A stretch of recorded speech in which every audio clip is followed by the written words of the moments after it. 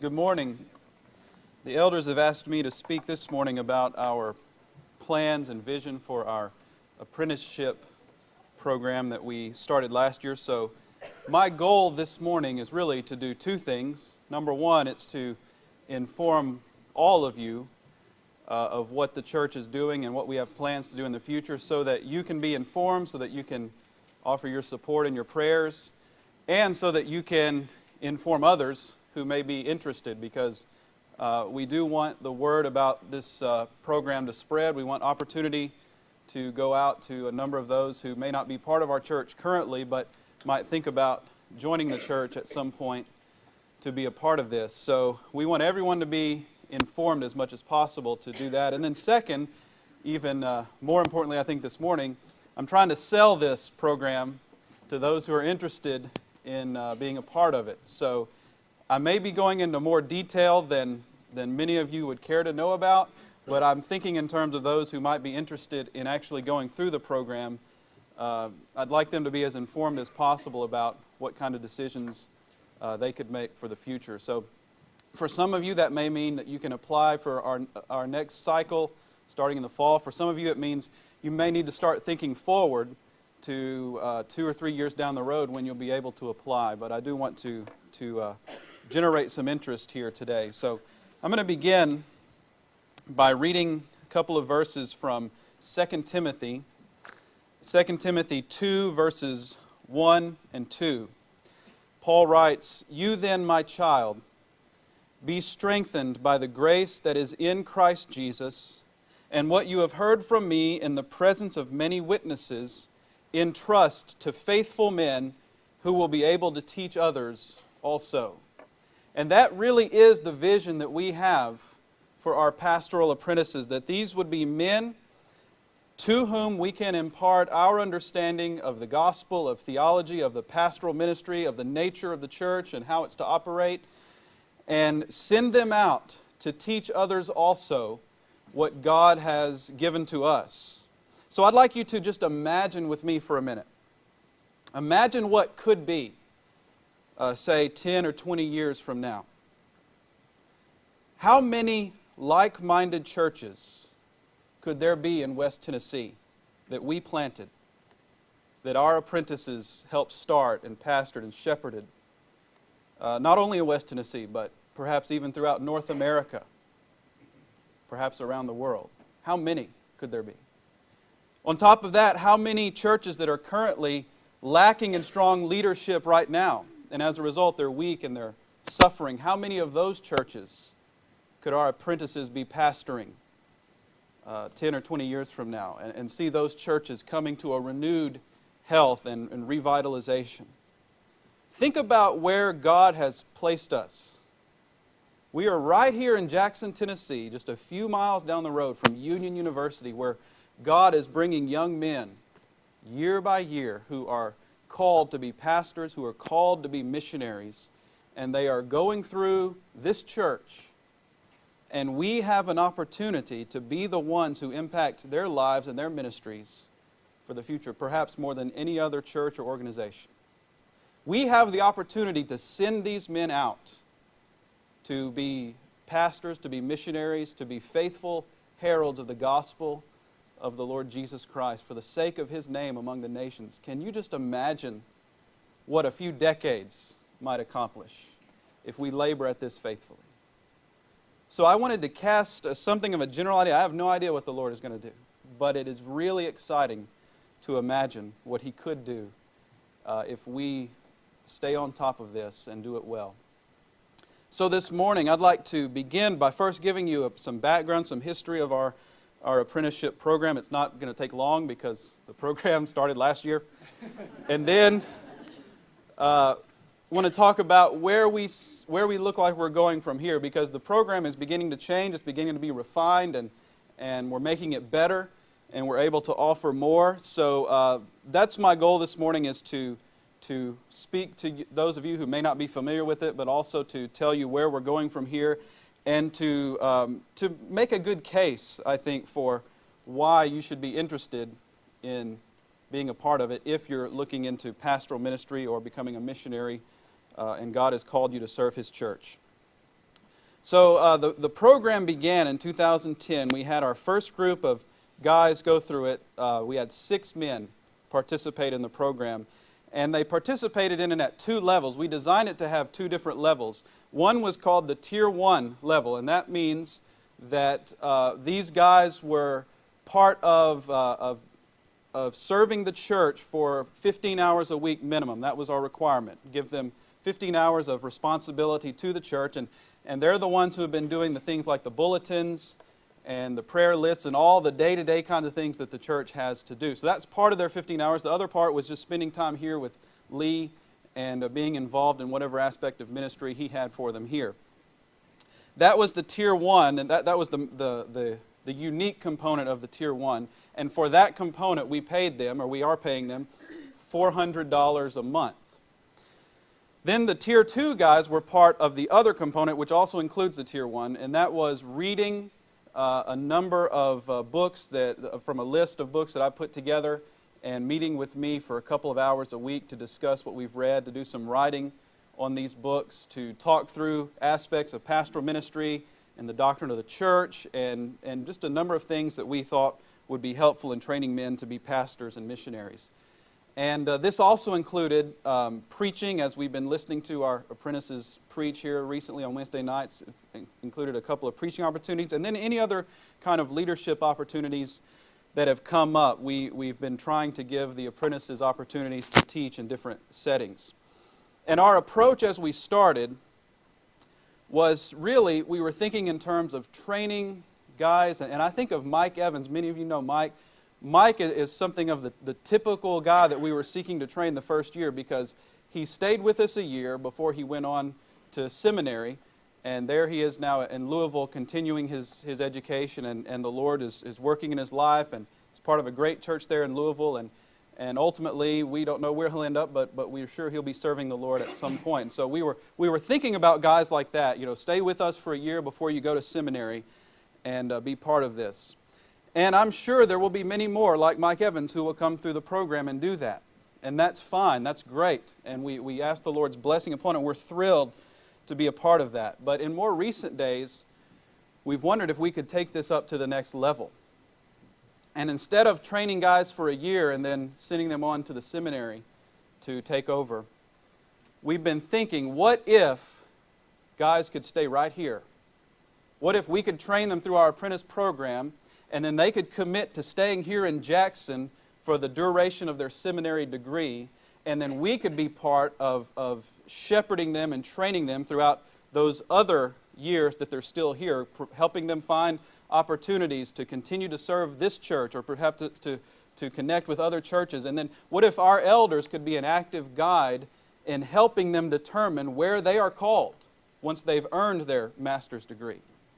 And so this becomes a very exciting possibility for us if we can make this happen. And of course, one of the things that would be great if we could make this happen would be if you could actually get seminary credit while you were going through our program. And lo and behold, you can. So I'll talk about that in just a minute.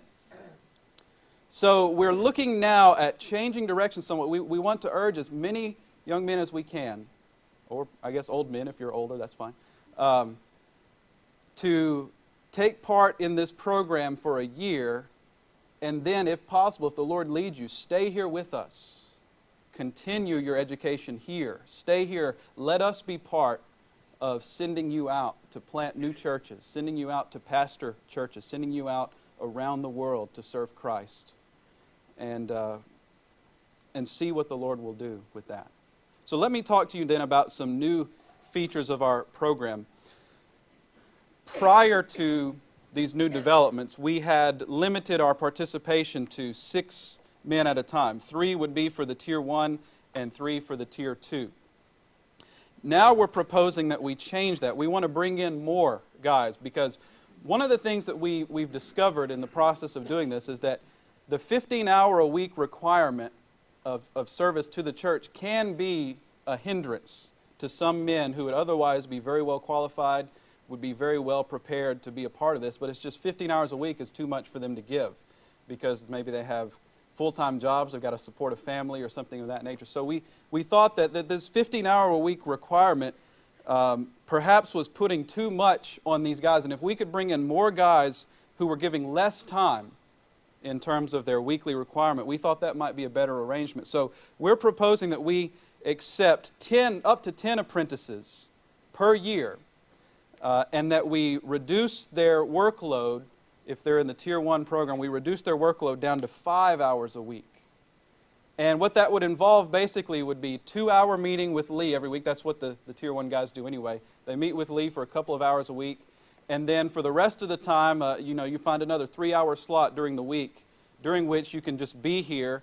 And the way that it would work is we probably able to divide it up depending on how many there were, but say a couple of guys could use their 3 hours a week, 1 week per month, to do all of the day-to-day stuff that has to be done.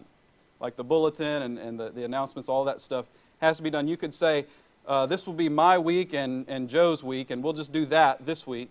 But then we may not come around to having to do that until, say, a month later, once everyone else has been through that cycle. So what do you do the rest of the weeks? Well, Lee has mentioned that one of the most fruitful things about this program has been when he and the apprentices are just sitting in his office together doing their work, but conversations just come up. Things just come up, and moments for engaging with one another and training and passing on wisdom and imparting, having good conversations. Those things just come up as they spend time together. So that would be one thing that they could do. Another thing is that Tom will be here full time, Lord willing, starting this summer, and he would also have a number of things that he could be a part of with our apprentices. And then I've encouraged the other elders as well that if they have something that they're going to do, maybe they have a membership interview, maybe they have a hospital visit, maybe they have something just going on that would be appropriate for one of these apprentices or two of them to come along with them, I've encouraged them to just give them a call and let them come along with them. So it'll just be spending time here at the church, but less time than we've required to this point so that we can encourage more participation.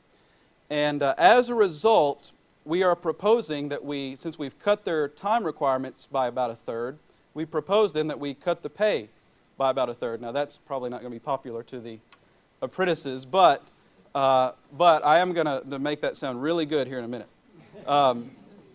Instead of paying $400 a month, we are looking at paying each one of the guys who is part of this Tier 1 $1,500 per year to be used as a stipend for education if you are choosing to go into seminary. If you're not, I'm sure we could still give that to you. But think about the costs here. Currently, we are spending $13,400 a year, or we have that much set aside if we had 3 Tier 1 guys that we pay at our current rate. $13,400, that's 3 guys for 11 months plus $200 for 1 month when we don't really have much going on, but somebody still has to do the day-to-day stuff. So that's $13,400. We could train 8 apprentices at this lower rate for less than that, for $12,000. So we've already got money set aside for up to 8. If we went to 9 apprentices at this lower rate, it would be just $100 more than we're spending now, $13,500. If we went to 10, it would be $15,000, so $1,600 more, but we're training 10 guys rather than 3. And I think the most exciting part of this new development, and the reason we're moving toward this new model, is because we, like I said, can now offer seminary credit for going through this program with us. We've been in conversations with Southeastern Baptist Theological Seminary in Wake Forest, North Carolina. And let me just preface all of this by saying we're also now in conversation with the Southern Baptist Theological Seminary. They're a little bit late coming to the table, but they are now very interested in talking to us as well. And what I'm sharing with you, we don't have any details finalized with them at this point, but what I'm sharing with you now about Southeastern, this is kind of like, this will be the minimum. Okay, if it gets better from here, it will only get better. We're not going to enter into an arrangement with Southern that would be worse than this. So I'm just going to present what we already have as a possibility with Southeastern, but keep in mind it may even get better depending on how our conversations with Southern go. But with Southeastern Seminary, they are willing to offer credit for three-hour courses as part of the reading and writing and meeting with me, and then 9 additional hours for spending the time at the church and meeting with Lee and all of that stuff. And so it pans out this way. There are 3 courses that they are willing to give us credit for. One of them is called Pastoral Ministry, and that's 3 hours. One of them is called Christian Leadership.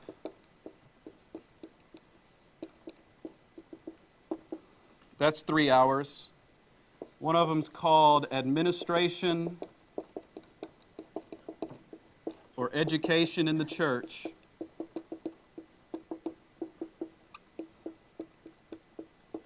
And that's 3 hours. And then I forget what different schools call it, but when I was in seminary, this was called Supervised Ministry Experience.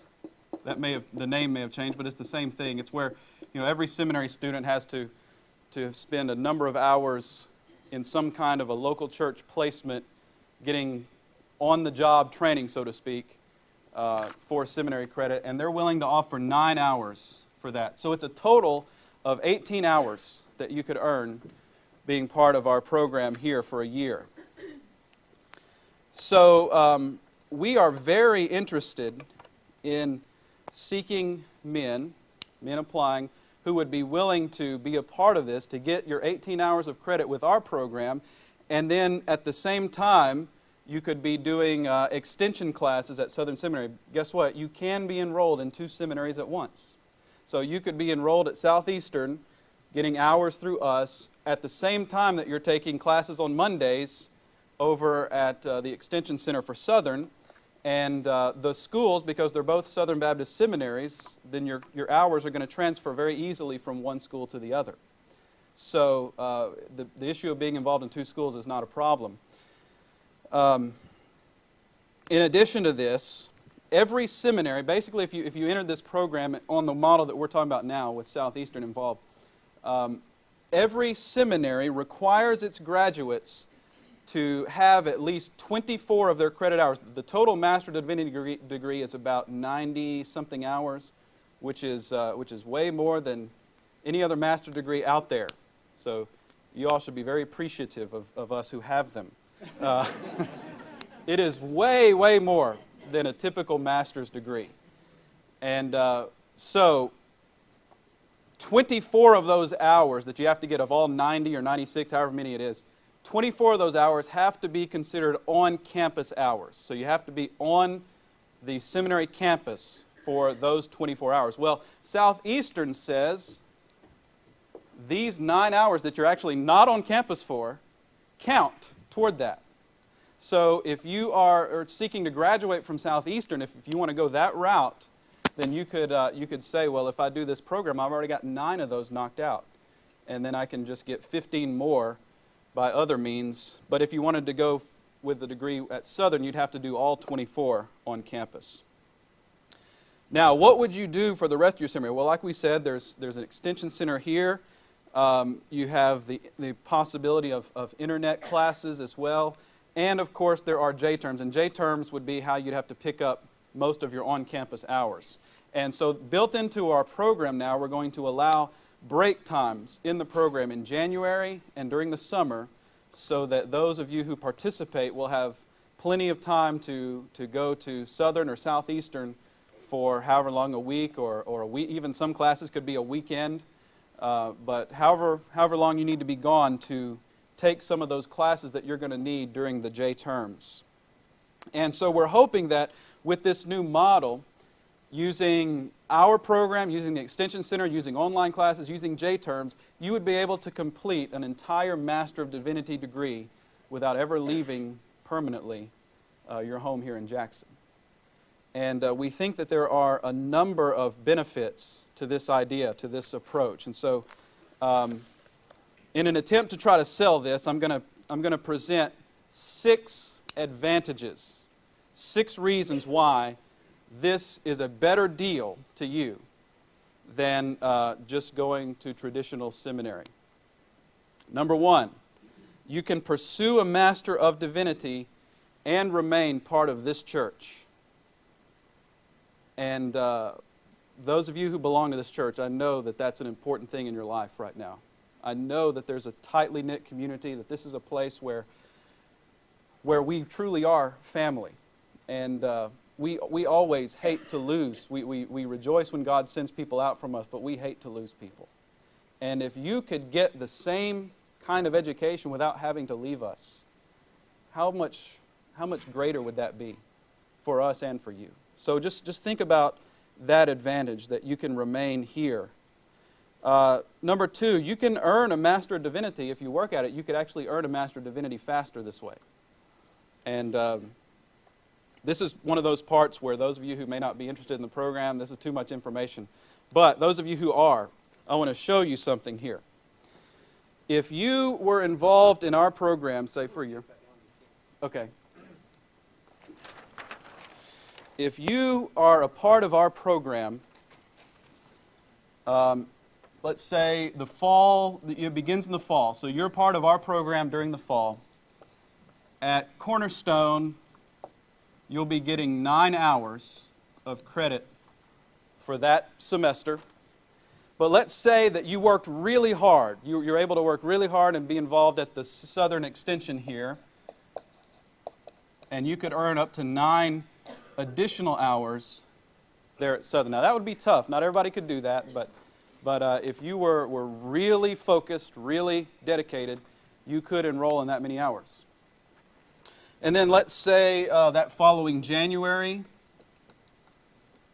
you enrolled for a J term either at Southern or Southeastern. You traveled there to either Wake Forest or Louisville, and you got 3 more hours. Then we have the spring semester. And again, you would get 9 hours with us, and you could get another 9 hours at the Southern Extension. And then let's say in the summer, let's say you could get another 3 to 6 hours the following summer. You add those up, that's 42 to 45 hours in a year. Now, I went back and looked at my old transcripts because I couldn't remember how many hours I got in a year when I was at the MDiv program. I lived on campus in Louisville. I got 30 hours my first year, 29 my second, 30 my third. And then it took me another half year to finish.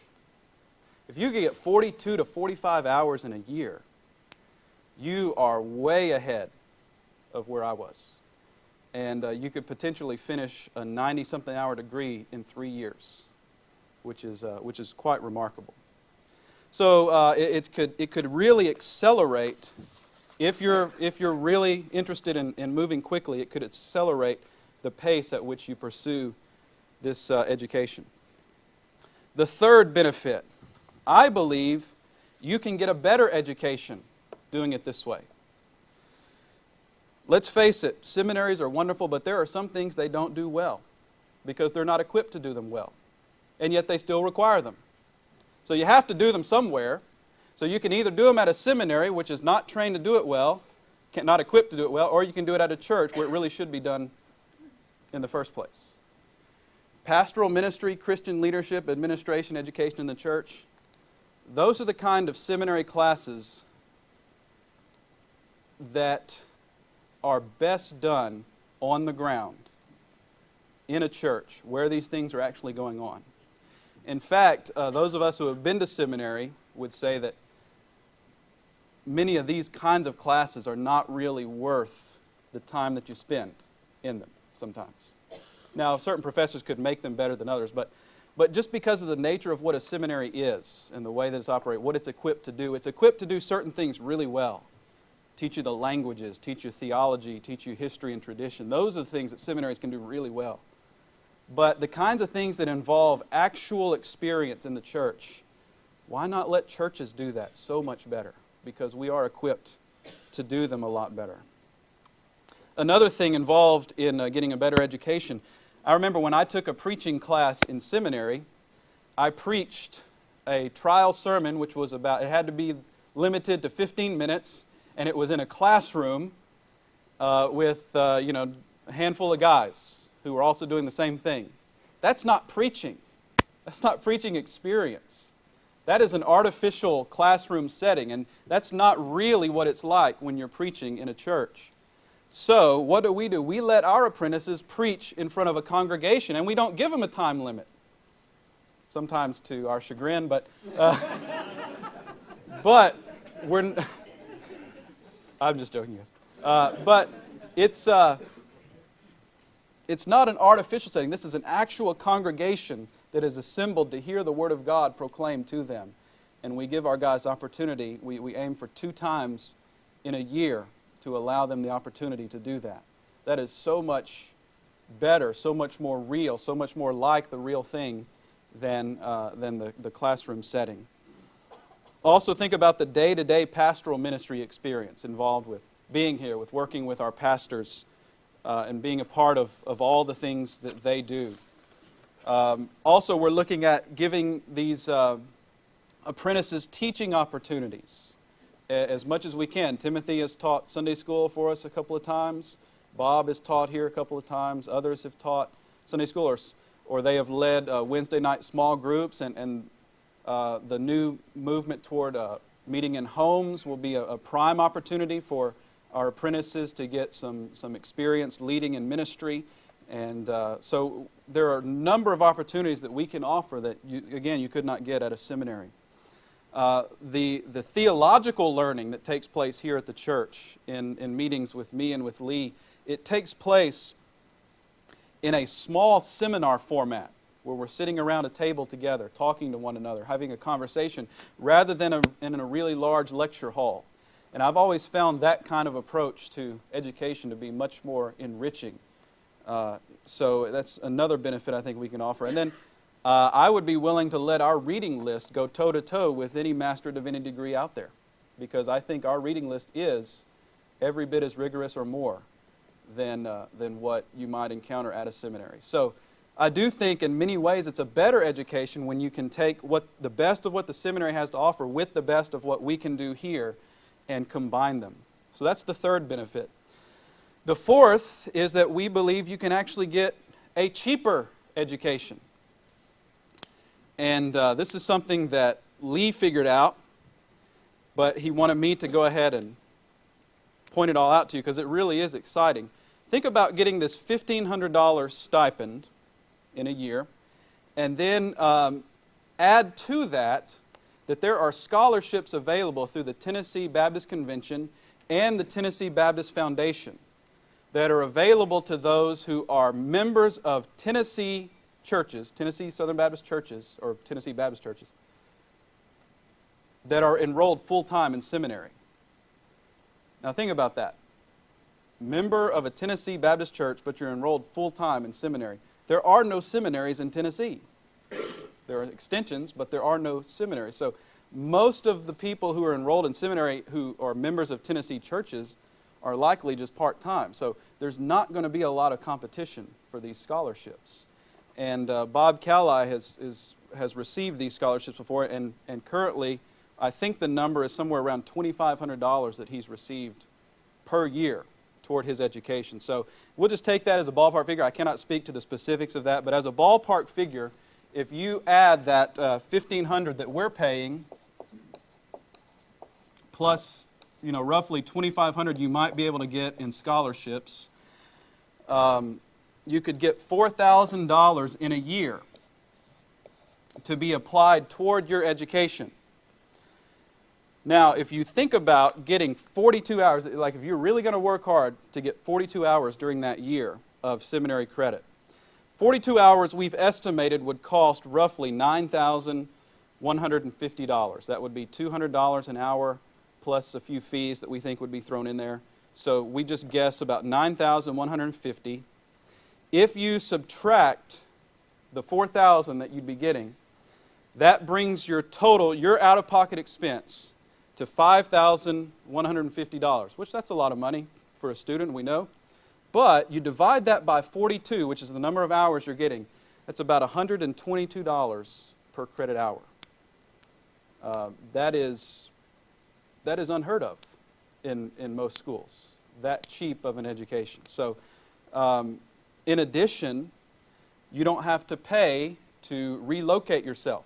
You don't have to pay to move to Louisville or Wake Forest. You will have to pay to travel there a few times, but you don't have to rent a truck and move yourself and find a new place to live. If you've got a nice setup here, maybe you're living with some roommates and you're satisfied with that, or maybe you have family here that you live with. Whatever that situation may be, you do not have to worry about uprooting yourself and going to another city. So that's the fourth benefit, a cheaper education. The fifth, we believe you will build deep, lifelong relationships being a part of this program here. I've been to seminary. I went the traditional route. I went to campus and lived there for a number of years. And that experience is great. And I don't want to belittle that at all. It's a great thing to be part of a seminary community, to be on campus there. And there's something certainly you would miss if you decided not to do that. But we believe that what you would gain would be something that is a unique privilege, to build the kinds of relationships you would have with the other guys here in the program, with me and with Lee and with our elders. It would be a deeper kind of fellowship. You wouldn't have as many friends maybe as you'd have on a seminary campus, but the friendships you would nurture here, the relationships you would nurture would be deeper, longer lasting. Nathan mentioned to me the other day, as he has been very good about helping us dream about this program and cast a vision for this, and he really did express something I'd not thought of before, but it's something that once I heard, I said, yes, that's exactly right. He said 10 years from now or 20 years from now, when any of these guys are out on the field or out serving their churches, and they just need to pick up the phone and they need to call me, or they need to pick up the phone and call Lee, we want to have that kind of relationship with you guys where you would feel the freedom just to do that, just to call us out of the blue, tell us how things are going, or maybe you're facing a challenge and you just want us to be there for you and to pray for you. We would be thrilled. That's what we want from this kind of program. We want those lifelong relationships with you. So that's the fifth benefit. And then the sixth one, and I think this one is huge. You will have guidance from our church leadership, from our elders, in helping you discover where you are gifted, how you then should plan strategically to serve Christ's church in the future. This is really a huge one. If you go to seminary, if you go off to seminary and you get trained there and you graduate, there's a lot of great resources they have, which, by the way, you'll have access to all those things even from here. But they've got an office that'll help you get in touch with churches and all those things. And whether you go there or stay here, you've got access to that. But what you lose if you do that is if you begin to lose a connection with this church, then you don't have our elders here to guide you as to where they see the Lord's hand leading you in your life. In other words, you're kind of on your own. I mean, you may be a part of a good church there, and that's certainly possible, and a good church there could help you in that way. But if you've already got a great church here that you know is wanting to help you, and you've already got a history here at this church, our elders want to be part of helping you know what your gifts are, know where you best could serve the church, and help guide you and help connect you to different opportunities. And as I said, we envision ourselves sending you out as a church, sending you to different assignments, planting churches with you, pastoring churches that we've networked with or connected with in some way, sending you out to different countries of the world to preach the gospel as a missionary. Stay here with the elders who know you, who love you and want to guide you. If you do that, I think that will be a tremendous benefit. In fact, Lee even mentioned in a meeting we had on Wednesday about one particular opportunity we have to plant churches. We might have to plant churches not just locally, but throughout North America. Would you like to speak to that for just a second? Well, probably, as we've been talking about church planning, we've thought of that mainly in two locales. One would be West Tennessee, so areas like, as we've done in Martin or Lexington or Henderson or any of these kind of surrounding areas.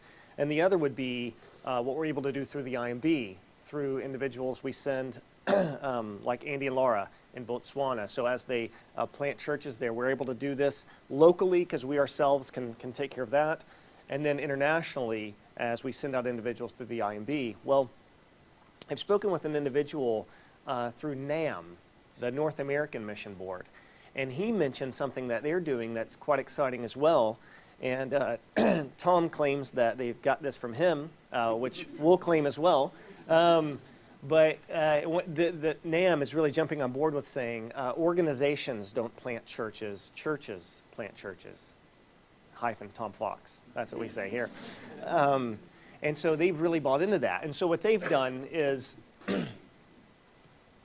they've identified that if you take North America, 84% of the population in North America, so this is, of course, count us and Canada as well, 84% of the population is in 27 cities. And if you take those 27 cities, there really are very insufficient numbers of churches in those cities. I would say if you went healthy churches, it would be even worse. And so what they're doing is they're identifying these 27 cities, and they're laboring to put together a strategy in order to plant churches in these cities. So let's just use Phoenix as an example here, especially since we're in winter. This will make this real appealing. Phoenix as an example of one of these 27 cities. One thing that they do is NAM is working to figure out on the field there in Phoenix, what does it look like? What would it mean to plant a church? What does it there? What kind of churches do we need? What number of churches do we need? Where in Phoenix would this work best and all? And what they're ultimately going to do is they're going to put together a strategy for how churches can be planted in that area, what it would require, and then they will let churches like us know, who have already expressed, we have a desire to labor with you all. In fact, we have a meeting with NAM here at this church with some other pastors in the area March 1st.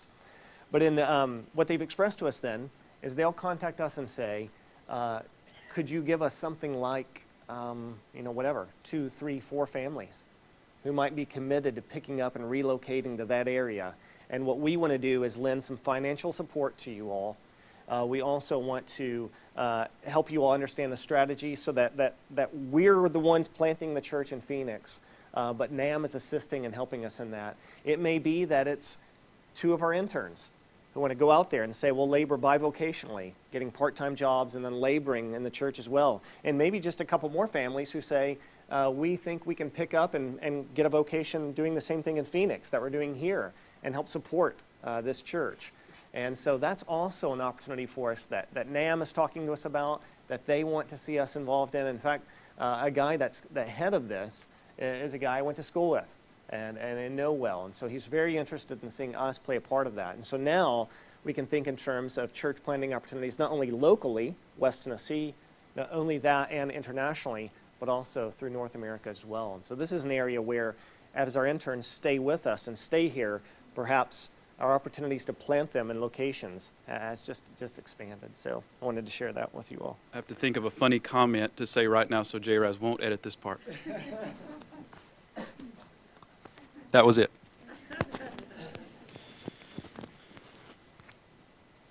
So just to summarize,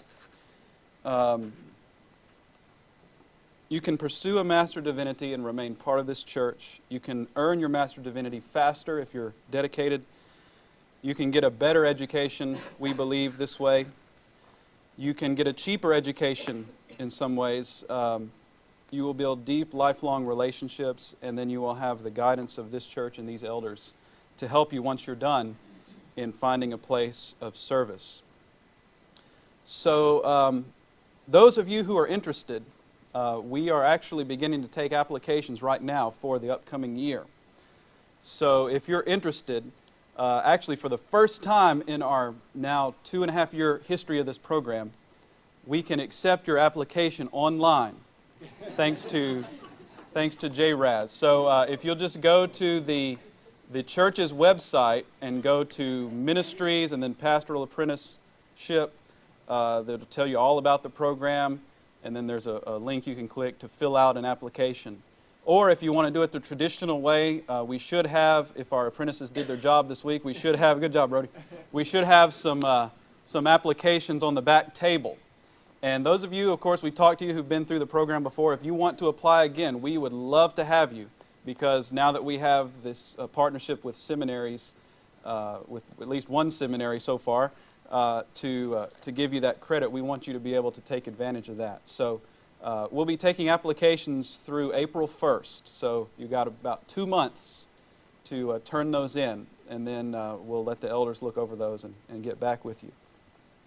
So before we conclude today, I'm going to turn things over to Timothy in just a minute and let Timothy O'Day just speak about his experience in the program last year.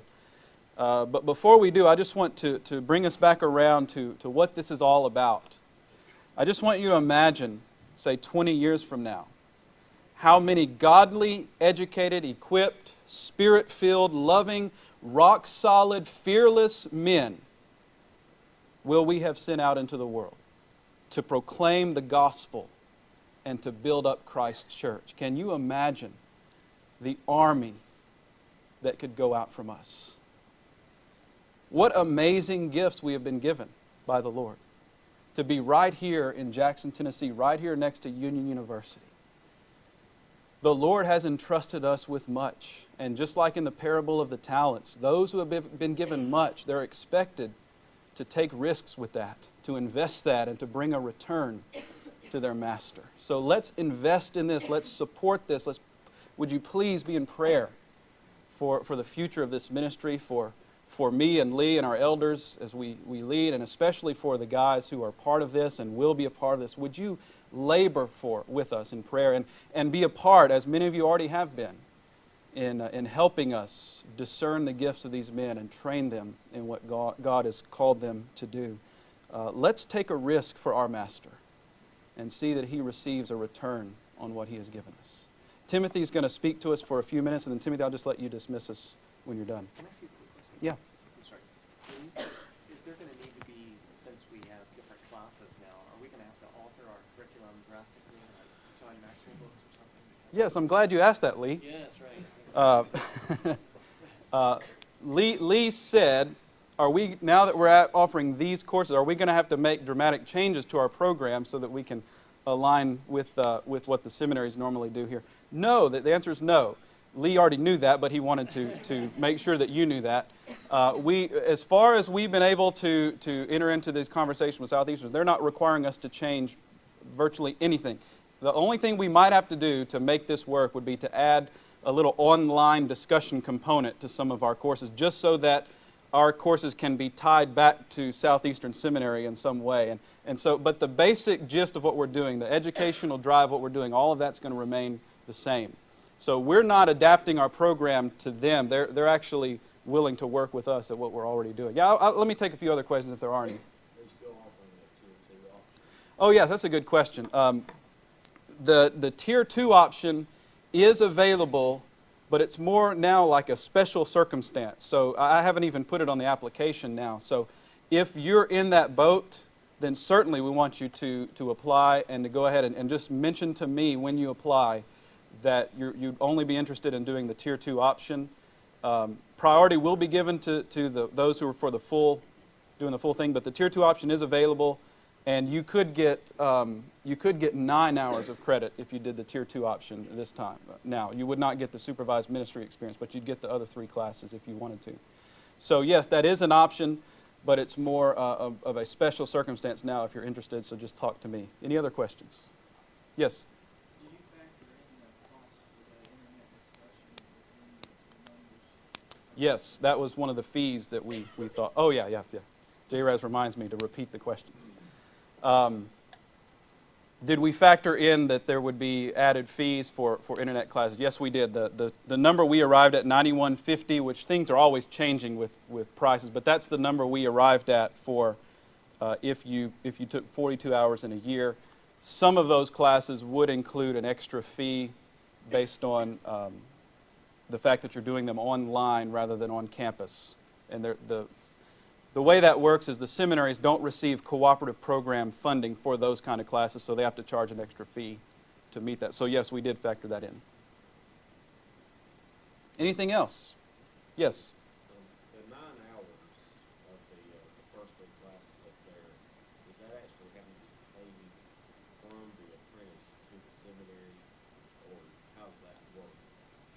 Okay, the question is do you have to pay, does the apprentice pay the seminary directly? Yeah, Or is it- especially for the, like somebody that just wanted to tier two off. Right. 9 hours up there. Yes. Yes, if you pursued the Tier 2 option and you pursued the credit. Now, you don't necessarily have to get the seminary credit. If you're just not interested in it, you don't have to. But if you are pursuing the credit, then yes, you will pay the seminary directly, just as you would if you were there on campus. Yes? Since credit in these courses will be tied to seminary and seminaries have accreditation requirements, how does this impact the library resources that we would have to make? Bill's question was, because seminaries have accreditation, does this impact library resources for us? I'm not aware of any requirements that would be placed on us. Yeah, and the seminaries would have an agreement with Union that our students could use Union's library as well. Yeah, so- Only they would build a new good library. Okay, so Lee mentioned that the seminaries, the seminaries would have an agreement with Union whereby the students could use Union's library. And thankfully, Union is building a new library, which is supposed to be out of this world amazing. Anything else?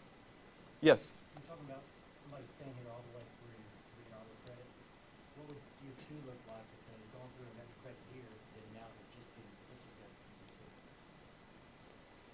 Oh, okay, yes, yeah. What would year 2 look like if you were not part of the program? It would look like, yes, doing extension center, doing internet classes probably during the fall and the spring if you wanted to, and then doing the J terms up there on the seminary campus. But hopefully as part of this church, now as part of this church you wouldn't be getting any more seminary credit, but hopefully we would be using you in various ministry capacities to continue your training up until you were ready to be sent out somewhere. So it would be kind of just cobbling together from all the different options you have the rest of your degree. It would be worth reminding again, this is worst case scenario. Southern may well offer you and I teaching a course, or something. Yes. Lee mentioned this. We've not even mentioned all the possibilities yet. There may be some possibilities for us to even offer classes here at the church for not just our apprentices, but anybody who's interested. If that pans out with the seminaries being okay with that, since we do have 3 PhDs here at the church who would be qualified to teach. All right, Timothy, why don't you come and just dismiss us when you're done? Let me begin with an apology because my voice is pretty rough. So I hope you can hear me in the back. I'm going to try and project for you. I don't have a lot to say, mostly because of my voice, but Aaron has already outlined for you much of the benefits of the program. And first thing I just want to say is it's all true. The biggest benefit of doing this program is that you learn how to do ministry within the context of the local church. You're not going off learning it in a classroom setting. I mean, like Aaron said, I don't want to say that there's anything wrong with going to seminary, and there's very good things about seminary, I'd imagine. But I just think it's so important to stress that you're learning how to do ministry within the local church, which is the goal that you're going to do. So I just want to highlight some of the things that I think were the most beneficial, and many of them are going to sound like you just heard. It's preaching opportunities within the local church. That was so beneficial to have those chances to come here and to preach before you all, to get feedback not only from Lee and Aaron and the other pastors, but to get feedback from members within the church.